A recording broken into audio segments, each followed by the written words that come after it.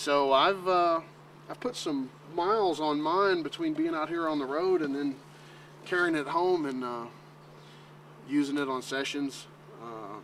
I use it on sessions at the house when I email tracks to people. I a lot of times use the line out straight into the computer. You take it into the studio? Yes. Works equally well? What's that? Works equally well? Oh yeah, absolutely.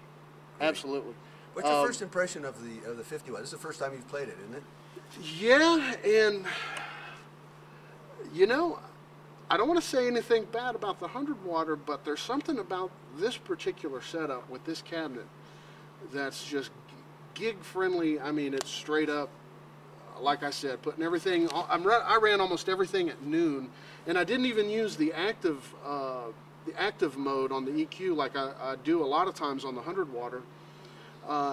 There was no need. I actually should have enabled them just to see how it worked on the 50 watt. I didn't even need to. I mean, I turned it on and it was already there. I was like a kid in a candy store without even activating that. So, well, yeah, you commented to me that you're showing great restraint at the sound check because all you want to do is just jam on it. I know we had some little bit of technical snafu elsewhere in production, so I didn't want to be blasting through this thing while people were trying to solve a technical problem on their end, and that was tough. This thing with this cabinet, with how deep this thing is, really fascinating. I think that's where the bass comes from. If someone is, you know, this is me thinking ahead to what anybody might say. I know some friends that say, "Oh man, a 112 ain't going to give you the bass." Well, with this deep of it, the way this cabinet is designed, these dimensions, there's all the bass there that you need. And likewise, the people that say, well, you know, the opposite. I don't know if a 3-channel modern head can get vintage tones. Well, there's your vintage tones. There's, I mean, it's everything built right in. Comment about the tones. The tones, because it's tube, but it's a modern tube amp. It's a modern tube amp. I look at it like it's 1 foot in the past with respect of the classic tones, but everything that you'd need. The other foot is modern, in the modern camp with all the. I mean, there's no effects. There's no tone loss in the effects loops, so you're not going to get that on a vintage Fender or vintage Vox or a vintage Marshall unless you modify those amps, and even then, people have varying results. I ran this thing, my 100 watter, and put it through paces with the series loop and a parallel loop. Of course, parallel loop's going to help tone loss. The series loop is, I mean, it works perfect. There's no tone loss. I mean, I can't believe that it's. I mean, it's just gig friendly straight off the bat.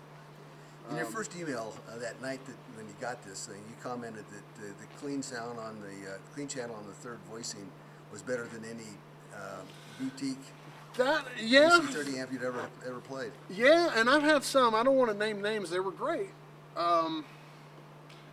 The ones that I had that came close, they didn't have. I mean, this just wins out because it's got a beat on tone, and then there's still the solo boost feature. Using a solo boost for a gain boost or for an overall level boost. Plus, there's the tweakability of hitting active mode, which some of the boutique amps that I've had, they sound great, but that's the one thing that they do. This thing will do that, and then that's just on one channel. That's completely independent. Another minor thing that I love, that I really use is, it's just a subtle thing, but to me it's really useful on the fly in setting up an amp, is having 3 separate levels as well as a global master volume. There's no balancing. There's no need to balance. Let's say a clean channel that has a master just one volume itself, and then a drive channel that has its own separate master. What do you do if you gig with an amp that has 2 channels that's configured with a clean channel is just its own volume, like an old school non-master volume amp? Then you have a drive channel that has a gain and a master volume for its channel. So you're running 2 channels with their own master volumes. Well, what happens if someone tells you to turn up or turn down? Well, then you got to play the balancing game of turning down both knobs exactly right. Right here, it's all right there. All your channels stay independent. If you do want to tweak something, it's as easy as that, as bringing up the crunch, and then you can still go. I mean, that's a subtle thing, but from my years of gigging with amps, that's why I got so tired of carrying around 2 or 3 amps on a gig, or using a channel switching amp that doesn't have a global master volume and independent channel volumes. It got to be too much of it, because as soon as I would get it set, then I'd usually be too loud as opposed to not loud enough. I have to admit, typical guitar player, I'm going to wind up being too loud. But here it's all right there. Someone says turn up, turn down, give me more signal.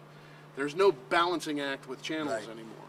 We tried to, there's a lot of knobs there obviously, but we tried to design it so it was really intuitive and that you didn't get lost in the knobs by having each channel have the exact same number of, or same kind of knobs and the same things in the same positions, and then having the master control. Do you find that it's pretty easy to use? Absolutely. The interface is really easy? Absolutely. And I've got a history with some amps that have parametric sweepable mids, so I took right to that. If someone doesn't have any experience, then it doesn't take, I mean, the frequencies that are dialed in on this from the start, I mean, are just, they're exactly what you need. I mean, if you wanted to, I mean, you want a scooped tone, flip it all the way counterclockwise. If you want a certain type of lead tone, you can go, I mean, there's no having to figure it out and calculate math and trying to figure out the Q of a frequency like some amps I have. You got to figure out the Q and what frequency is that? What is it? Is it 5K? Well, wait a minute, that's not it. Wait a minute, what is it? Is it 200? What am I doing here? Right here, it's all right there. There's already they've taken all the worry about dialing in some. It's every band of mid-range frequency that you would want to do that with. Put it that way. So it's dummy-proof. Even if you have if someone has no experience with that, it's all right there. You can't go wrong going fully extreme of the turn of the knob. Well, we told you that Johnny Highland is just now endorsing the amp, and that he says, "Hey, I'm legally blind and I can use it easily." You know. You want to make a comment on the drop tune and the upgrade on the software? The upgrade is it's definitely a big improvement. I can hear the clarity and the tracking is even faster. The clarity is right on. I can hear a big improvement. It's exactly what Jeremy said. You liked it before? Yeah, I liked it before. It was like Jeremy said. You don't realize how much you like the new one. You won't hear the difference until you play through it, and then it's obvious. And I see you're using it on both your acoustic guitar and your electric. Right here, I've got it configured just to run through my acoustic, which is a lifesaver because, well, here this is a fly date, so we can't carry all of our guitars. But even on our regular shows where I have guitars, all of our guitars here, I do have one that stays tuned down a whole step, and it's just much. I mean, there's no comparison in the convenience of flipping this thing, and that guitar is it's down a whole step. This replaces that, and here's a guitar that's tuned down a half step, a whole step, a step and a half. I mean, there's no comparison. Anything you want to say to Jeremy, the engineer who designed that amp? Well, want to get in there with him, Jeremy? Sure. Fellas, we got a wrap. We have. I don't know how you did it, and I'll tell you what. Alien technology. Even if you told me it would be over my head, but I don't know. I thought you couldn't outdo the 100 water, but man, the 50 water is equally. Man, it's incredible. All right. Well, I want to thank you for your thoughts and comments, and we're really pleased that you love it.